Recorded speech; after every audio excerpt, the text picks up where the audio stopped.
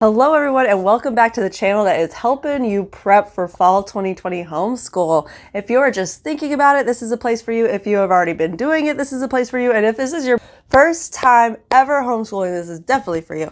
So today we are going to be talking about how you are enough to homeschool. I know a lot of us, when we think about homeschooling before, when we thought about homeschooling before, thought I could never homeschool. I'm not patient enough. I can never homeschool. I'm not organized enough. I can never homeschool.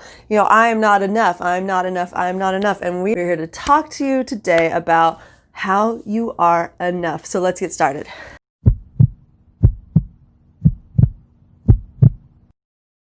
I have prepared 4 tips on how you are enough or how you will grow to be enough in this experience of homeschooling. So the first is that homeschool will grow you.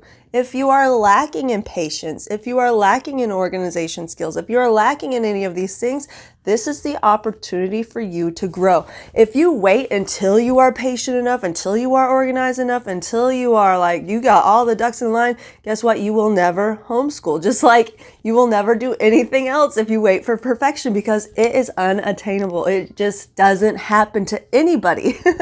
So homeschooling will grow you. There's a saying that, war makes great generals, and homeschooling will make you a more patient mom. Homeschooling will help you get more organized. All these things are opportunities for you to get better, and homeschooling is the thing that will do that. Are you going to be the best every day? No, nobody is. But that doesn't mean that you are making a wrong choice for your child. Homeschooling for many families across the nation, across the world right now, is the answer for them. And you are the answer for your kids.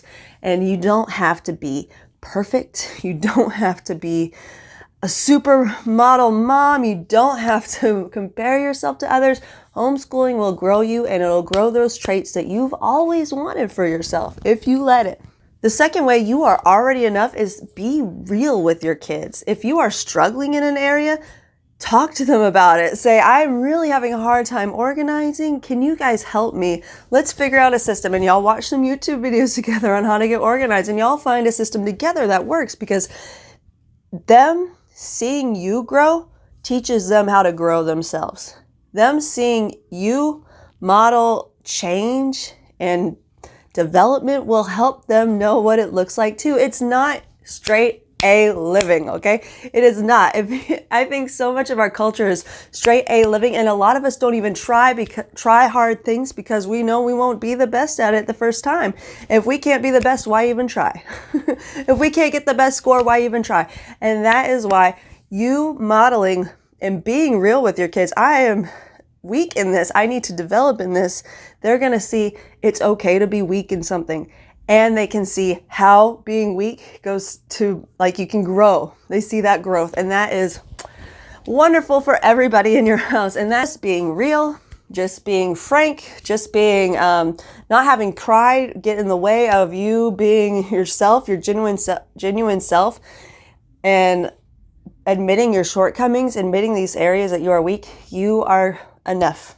You are enough, because then you can start growing. By admitting where you are, you can start growing.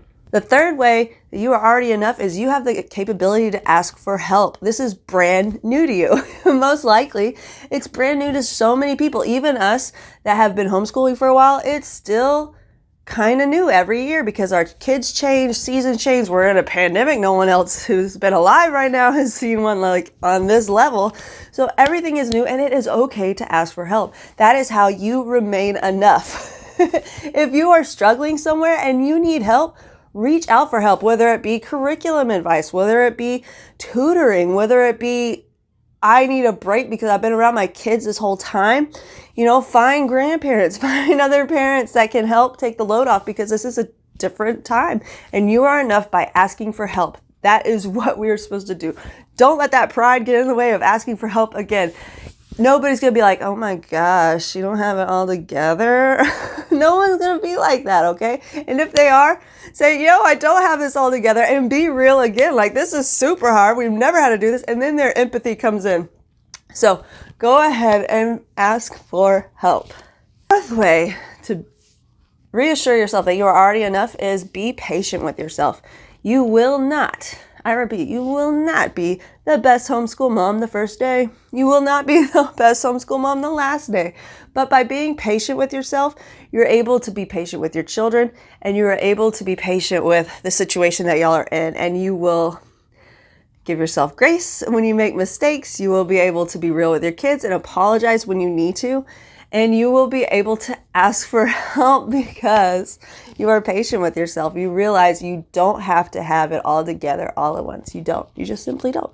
So those are my 4 ways that you are already enough. And I'm so proud of you for getting to this level, for getting to this point in your decision to homeschool. This is scary. This is new. This is, I get it. So I'm so proud of you. Go and subscribe so that you keep getting this encouragement every week until August, and then we'll start to shift gears. So fist bump. We got this. I'll see you on the next time. Bye.